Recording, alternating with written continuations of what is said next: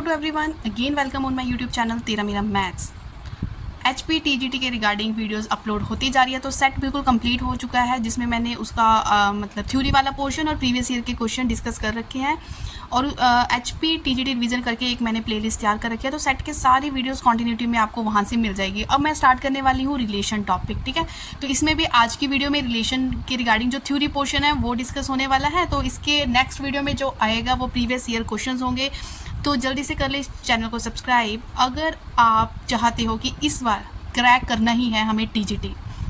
Students, तो relation start करने से पहले मैं आपको उसका बिल्कुल बेसिक जिसके ऊपर रिलेशन खड़ा हुआ है, जो नींव वाले पॉइंट्स है, ठीक है, तो वो वाली कुछ डेफिनेशन आपके साथ एक्सप्लेन करूंगी। तो सबसे पहले रिलेशन तक पहुंचने के लिए हमें छोटी छोटी चीज़ों से होकर गुजरना होगा। जैसे सबसे पहले आपको पता होना चाहिए ऑर्डर पेयर किसे बोलते हैं। तो डेफिनेशन में ऑर्डर पेयर अगर वर्ड यूज़ हो रहा है तो आपको पता होना चाहिए। देखो, जैसे मेरे पास कोई सेट ए है, ए में मेरे पास एलिमेंट है 1 2 3 एंड 4, और एक कोई सेट बी है और बी में मेरे पास एलिमेंट है ए बी एंड सी, ठीक है। तो ऑर्डर पेयर किस तरह से होता है कि एक एलिमेंट पहले सेट से उठाया और दूसरे सेट से दूसरा एलिमेंट उठाया और उसको इस फॉर्म में लिख दिया जैसे मैंने, ठीक है। तो ये क्या हो गया ऑर्डर पेयर, जिसमें फर्स्ट एलिमेंट फर्स्ट सेट से होगा, जो इस फॉर्म में लिखा जाएगा वो हमारा क्या बनता है, ऑर्डर पेयर बनता है। तो अच्छे से नोट कर लें कि ऑर्डर पेयर हम किसको बोलते हैं, ठीक है। जो इस तरह से स्मॉल ब्रैकेट के अंदर एलिमेंट्स पहले और दूसरे सेट के लिखे जाएंगे वो हमारा ऑर्डर पेयर होता है। और ऑर्डर पेयर के रिगार्डिंग कुछ टर्म्स आप नोट कर लें कि अगर मेरे पास कोई ऑर्डर पेयर ए बी है, वो कभी भी ऑर्डर पेयर बी ए के इक्वल नहीं होगी। इन दोनों का मतलब अलग अलग है, ये कभी भी इक्वल नहीं होगी, ठीक है। अगर दूसरा पॉइंट इसमें नोट कर लिया, अगर कभी भी कोई ऑर्डर पेयर जैसे ए बी है वो इक्वल हो रहा है सी डी के, तो वो तभी पॉसिबल है जब आपका ये फर्स्ट एलिमेंट इक्वल होंगे। ये तभी पॉसिबल है if and only if A is equal to C and B is equal to D, ठीक है। तो ऑर्डर पेयर समझ आ गया, कब इक्वल होगा कब इक्वल नहीं होगा, ऑर्डर पेयर होता क्या है। और अगर इन केस ऑर्डर पेयर के ऊपर अगर आपकी किस्मत इतनी अच्छी है कि पूछने वाला बिल्कुल सिंपल क्वेश्चन पूछ रहा है, तो क्या पूछ सकता है, यहाँ से इस तरह से कोई क्वेश्चन पूछ सकता है कि हमें ये एक पेयर दे रखा है और इज इक्वल टू है 2 4 के। हमें बोल रहे हैं कि find the value of A and b, a और बी की आपको वैल्यू यहाँ पे फाइंड आउट करनी है। जब देखो इक्वल, ये वाली प्रॉपर्टी यूज़ हो जाएगी। इक्वल कब होगा, जब फर्स्ट एलिमेंट फर्स्ट के इक्वल होगा और सेकंड एलिमेंट सेकंड के इक्वल होगा, तभी पॉसिबिलिटी बनती है इक्वल होने की, ठीक है।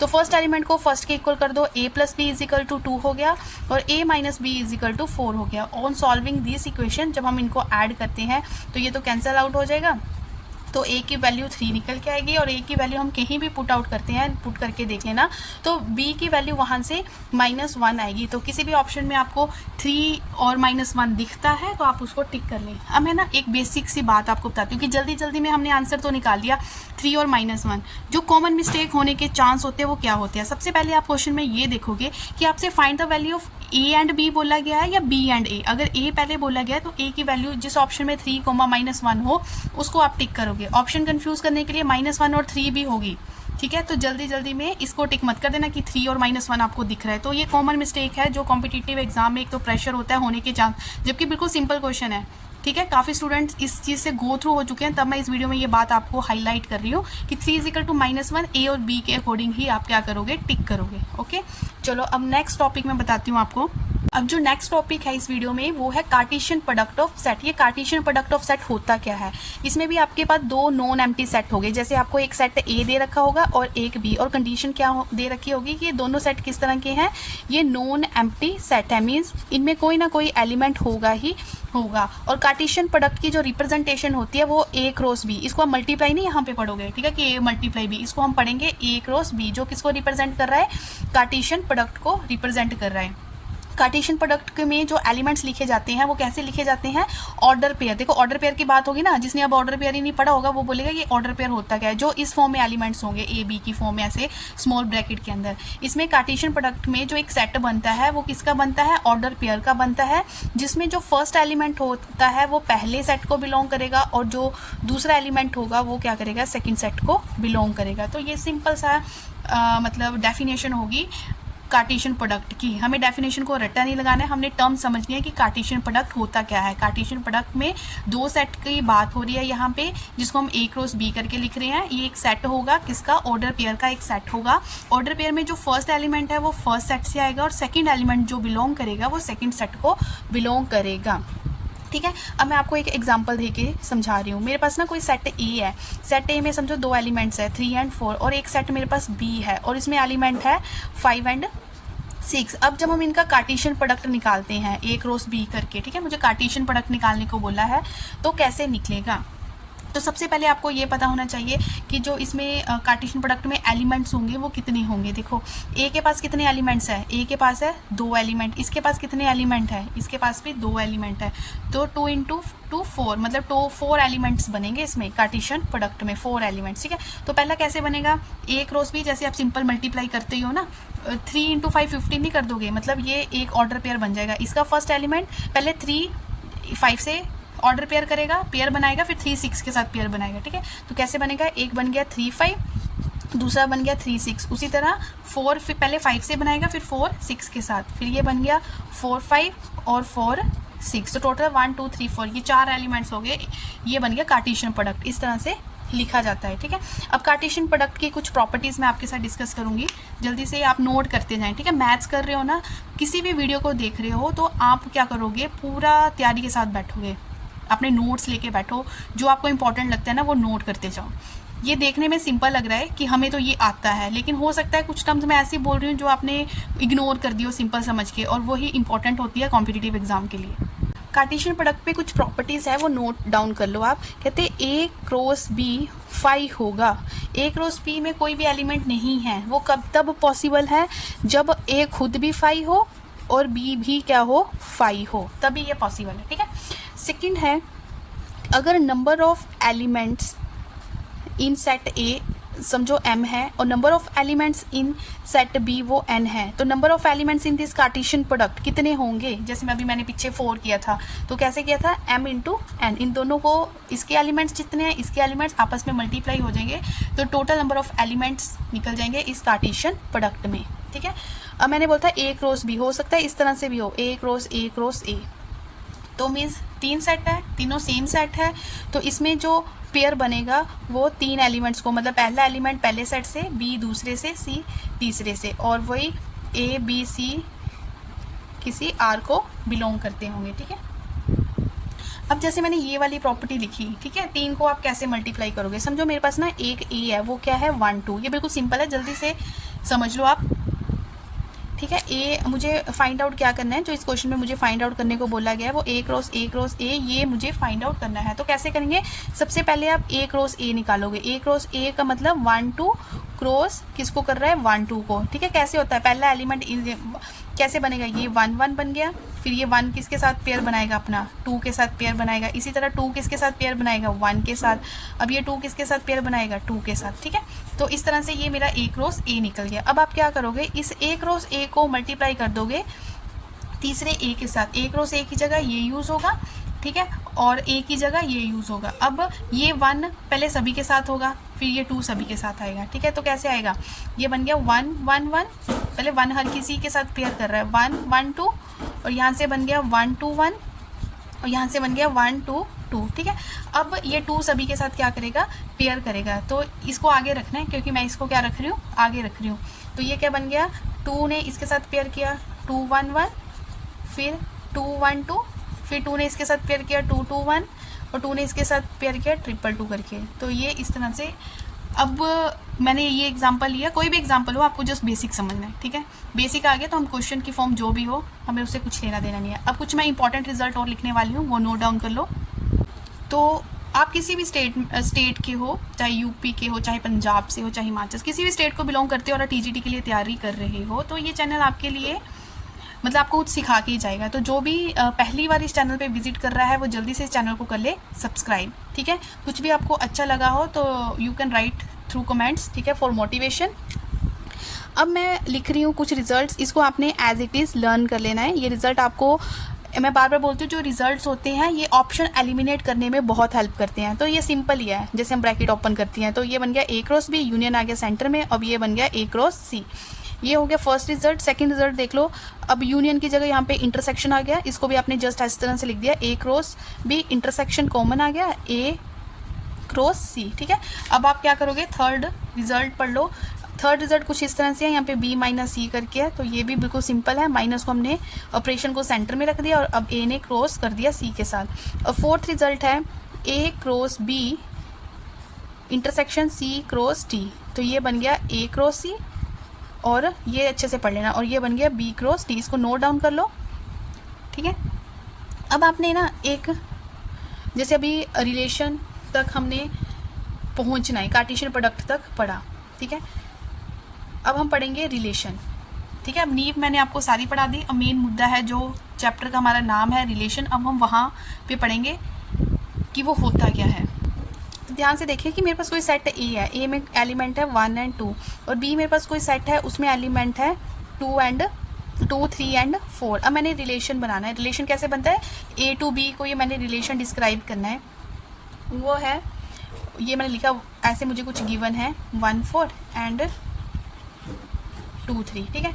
अब मुझे रिलेशन बनाना है। जब भी हम रिलेशन बनाएंगे तो ए क्रॉस बी करके, मतलब कार्टेशियन प्रोडक्ट की फॉर्म में बनेगा। जब हम ए क्रॉस बी करेंगे, ये तो मुझे गिवन था रिलेशन, ठीक है।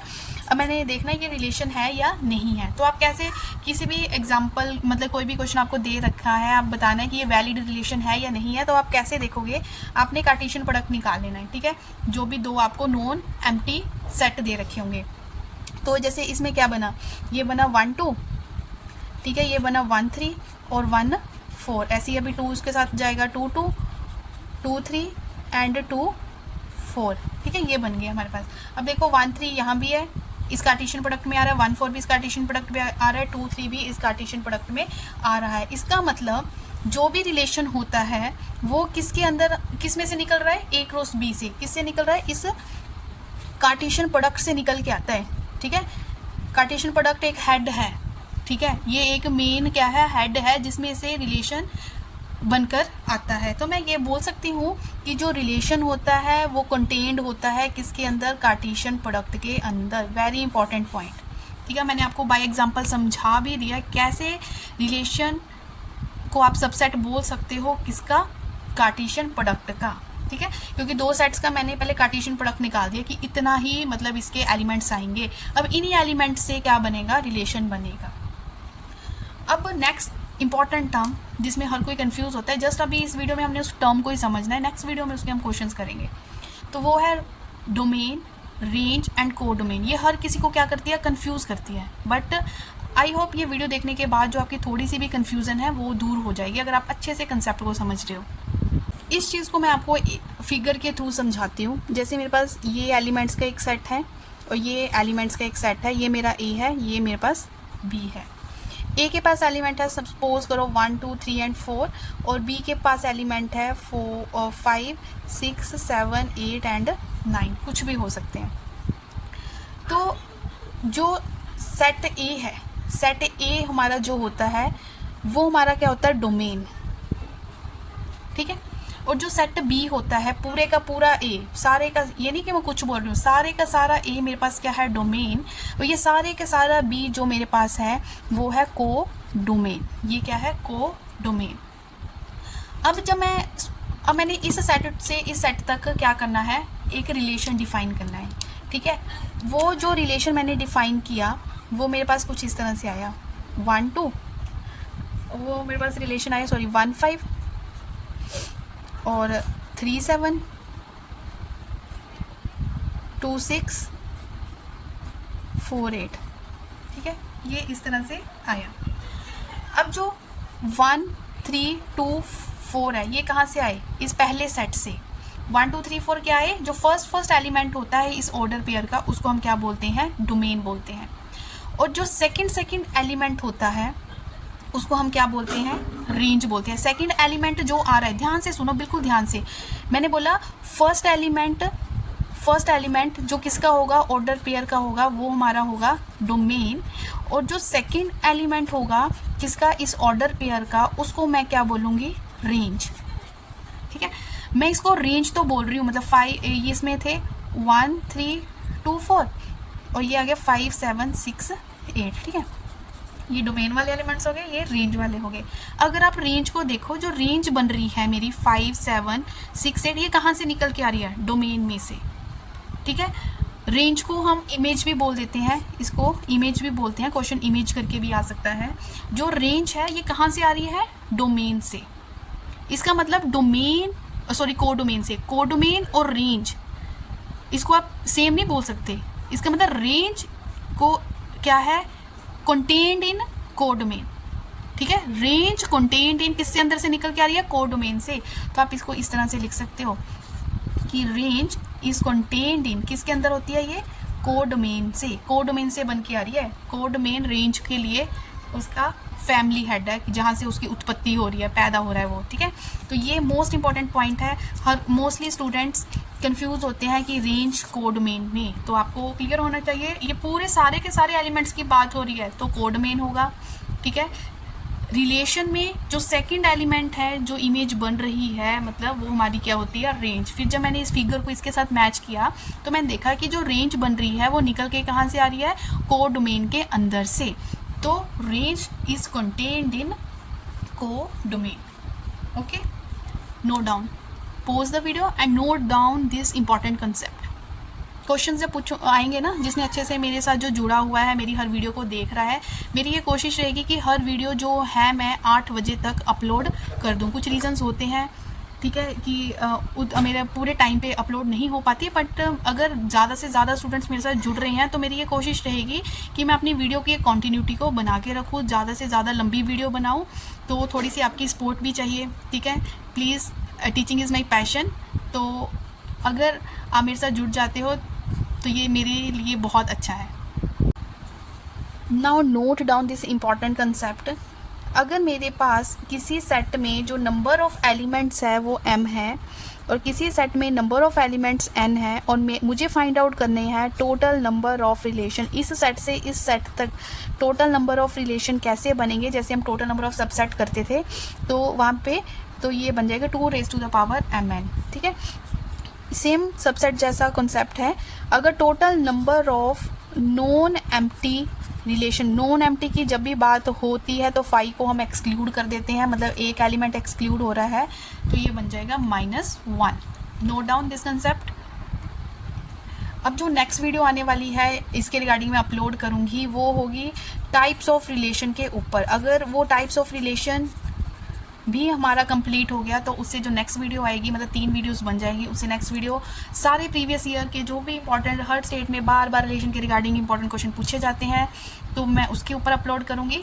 तो मैं हर किसी से रिक्वेस्ट करती हूँ जो भी टीजीटी का एक एग्ज़ाम को क्रैक करने के बारे सोच रहा है और चाह रहा है कि मुझे मैथ्स की जो रिवीजन है वो बिल्कुल फ्री ऑफ कॉस्ट चाहिए, तो यूट्यूब पे ऐसे चैनल्स हैं जिसे आप विदाउट पेइंग एनीथिंग, सिर्फ अपना टाइम ही आपने उस वीडियो को देना है, आप काफ़ी कुछ क्या सीख सकते हो।